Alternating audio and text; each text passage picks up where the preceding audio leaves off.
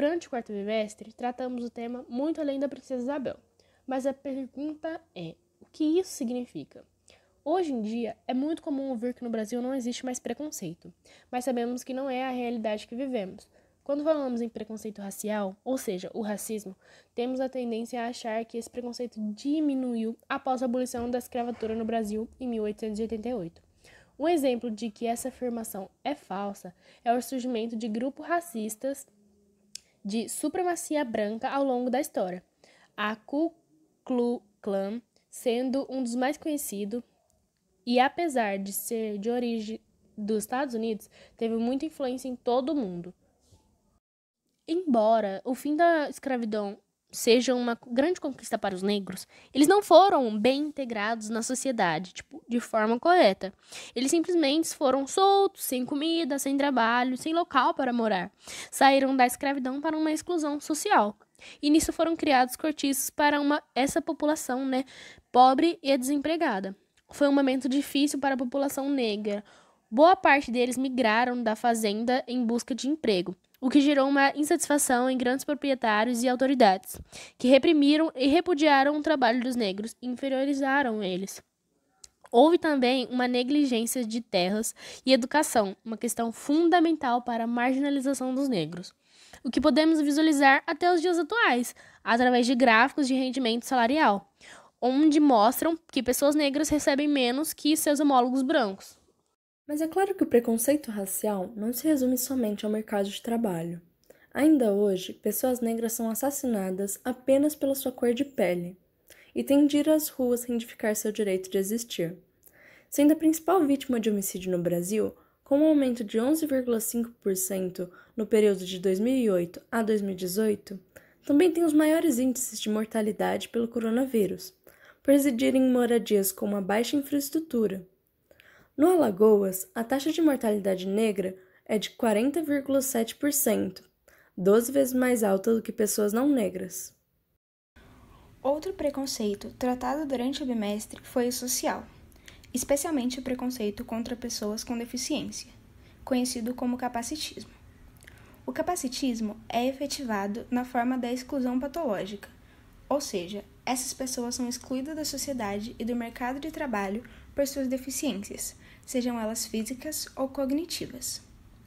Ao longo da história, vemos que crianças com transtornos mentais eram consideradas incapacitadas e menos inteligentes.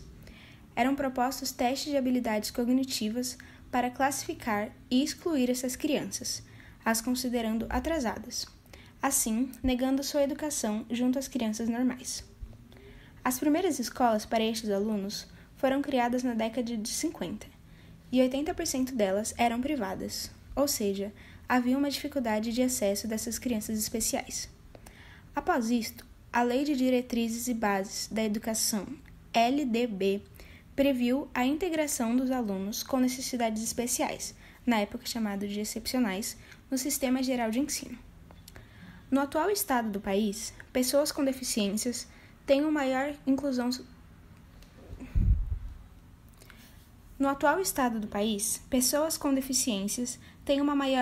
social, com direitos próprios, justamente para que as igualem No atual estado do país, pessoas com deficiência têm uma maior inclusão social, com direitos próprios, justamente para que as igualem perante a sociedade No atual estado do país, pessoas com deficiência têm uma maior inclusão social, com direitos próprios, justamente para que as igualem perante a sociedade e as deixem no mesmo nível de convívio, locomoção, atendimento em órgãos públicos, garantia de ensino na mesma qualidade e capacitação e inclusão profissional e integração no mercado de trabalho. Hoje, uma empresa com 100 a 200 empregados